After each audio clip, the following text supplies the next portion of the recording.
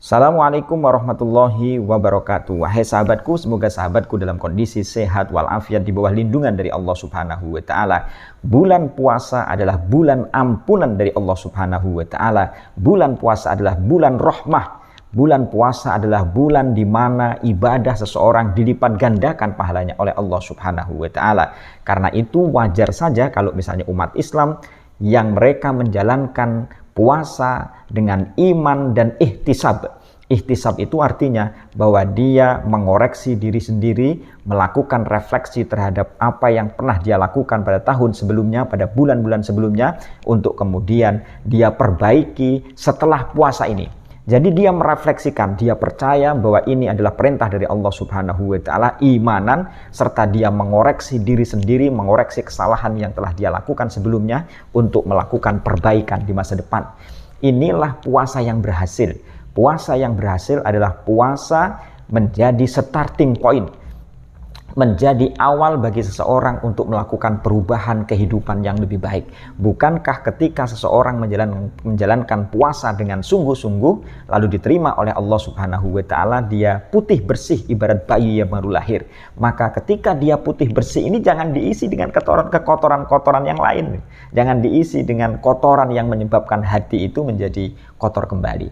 Nah, kaitan dengan bulan puasa ini, maka orang juga beramai-ramai, bahkan ada yang melaksanakan kegiatan ibadah bersama-sama dalam sebuah masjid misalnya untuk melakukan ibadah menyongsong Lailatul Qadar.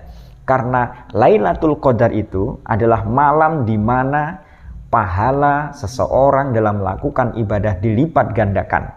Sehingga alfu syahr, inna anzalnahu fi lailatul qadr wa ma adraka ma lailatul qadr lailatul qadri khairum min alfi syahrin. Nah, ini ada kata-kata 1000 bulan. Jadi malam di mana Lailatul Qadar itu ada, itu pahalanya lebih bagus daripada 1000 bulan, sekitar 80 tahun. Jadi kalau umur seseorang itu pendek, maka dalam ibadah itu ibadahnya akan dilipat gandakan sepanjang alfu syahr, itu 1000 bulan itu.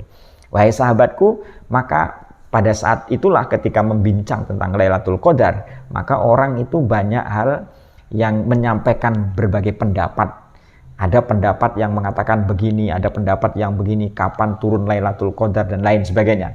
Tetapi sebenarnya Rasulullah Shallallahu Alaihi Wasallam itu menjelaskan, ada banyak hadis. Di antara hadis yang sangat terkenal adalah kita disuruh untuk mencari Lailatul Qadar itu pada malam-malam ganjil, Ashrul Awakhir, yaitu pada 10 akhir bulan Ramadan, dan itu pun di malam-malam yang ganjil.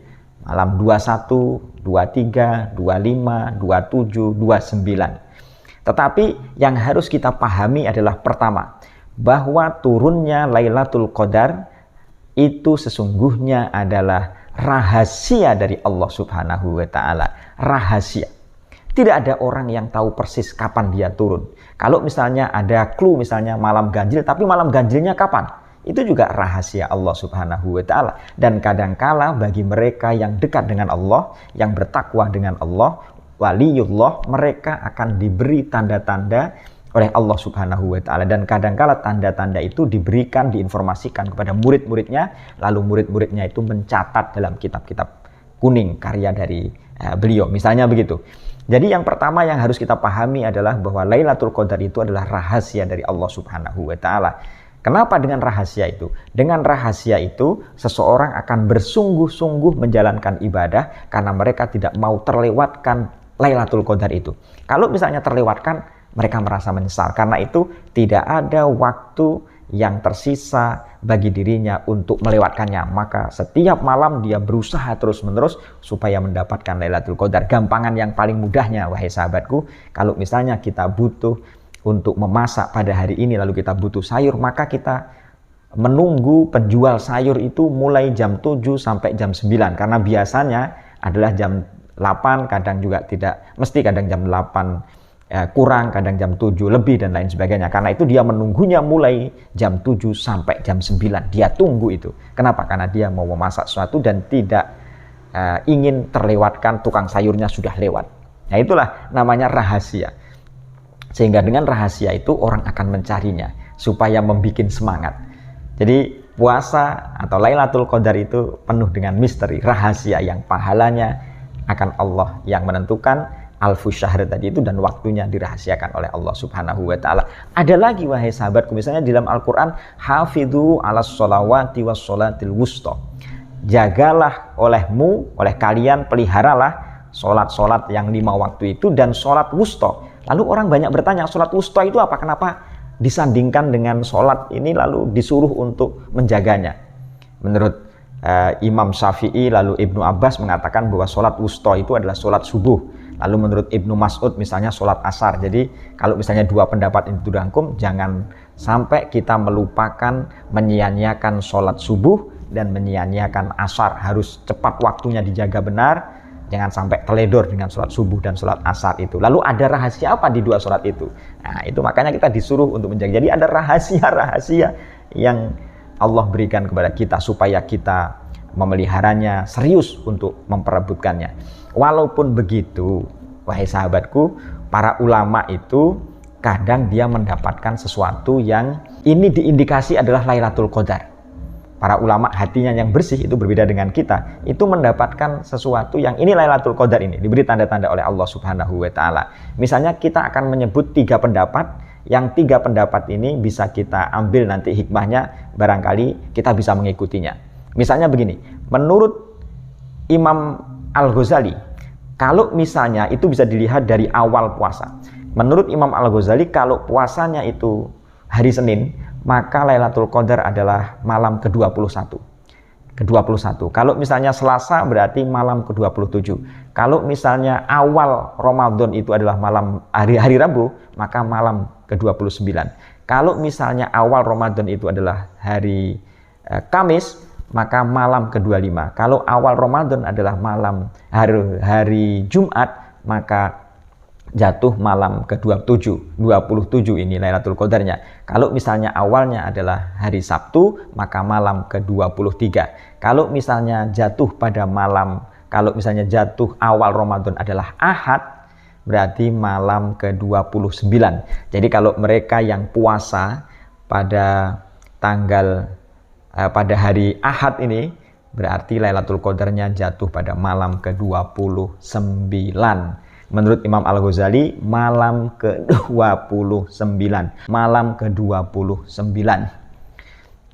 Itu menurut Al-Ghazali. Dan apa yang dikatakan oleh Imam Al-Ghazali itu, ada ulama yang mengatakan bahwa mundu balagtu sinnar rijal ma fattatsni Lailatul Qadri bihadil qaidah al-madhkurah. Kata salah seorang ulama ini, sejak saya dewasa, menginjak usia dewasa, saya selalu mendapatkan Lailatul Qadar itu dengan kaidah yang dimunculkan oleh Imam Al-Ghazali ini.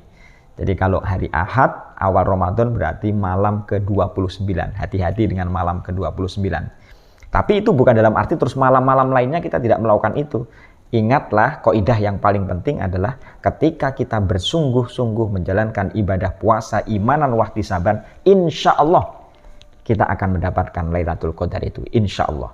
Walaupun kita tidak melihat tanda-tandanya, misalnya tanda-tandanya matahari tidak terlalu panas, langit terang, cerah, tidak terlalu dingin, tidak terlalu panas, situasi sejuk misalnya, terus suasananya hening, tenang, sunyi, tidak rame. Nah, misalnya begitu, itu tanda-tandanya. Walaupun kita tidak melihat tanda-tanda itu, kalau kita imanan wahtisaban, insya Allah kita akan mendapatkan Lailatul Qadar. Yang penting sungguh-sungguhlah beribadah di bulan Ramadan itu.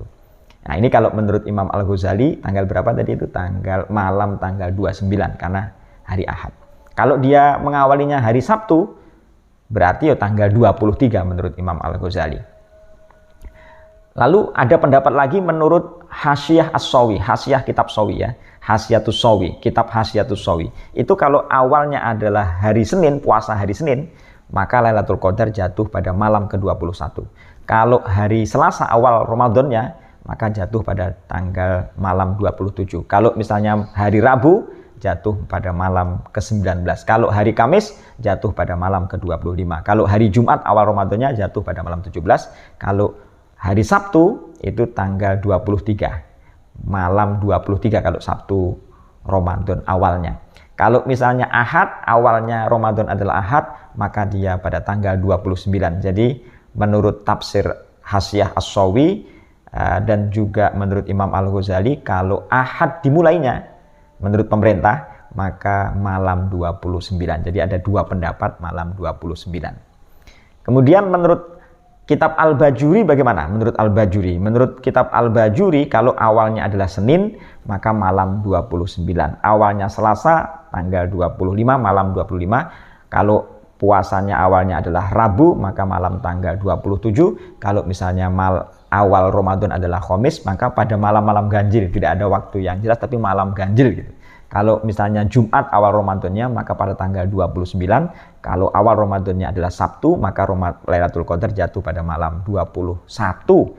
Kalau misalnya Ahad, jadi kalau awal Ramadannya Ahad maka jatuh pada tanggal 27. Jadi kalau kita rangkum dari tiga pendapat ulama ini, apa yang dialami oleh ulama ini, pertama adalah penjelasan Al-Ghazali, yang kedua penjelasan dari Hasyiatus Sawi, kemudian penjelasan dari kitab Al-Bajuri. Ada dua alternatif, malam 29 atau malam 27 Ramadan. Nah, tetapi lagi-lagi ingat bahwa jangan berpatokan ini boleh, tetapi yang lebih penting adalah kaidah umumnya. Kaidah umumnya adalah siapa yang menjalankan puasa iman dan wahtisaban, mengharap ridho Allah, iman, mau koreksi kesalahannya lalu memperbaikinya di masa akan datang, dan sekarang beribadah dengan sungguh-sungguh, insya Allah dapat malam Lailatul Qadar. Jangan dibingungkan ya. Demikian, semoga bermanfaat. Assalamualaikum warahmatullahi wabarakatuh.